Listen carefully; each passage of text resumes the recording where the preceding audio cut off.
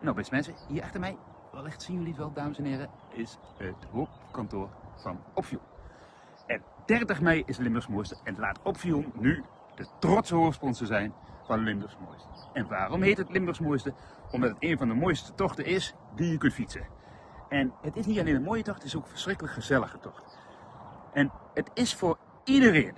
Je mag meedoen komen doen, je mag ook komen kijken, dat mag ook. Maar meedoen is natuurlijk het leukste.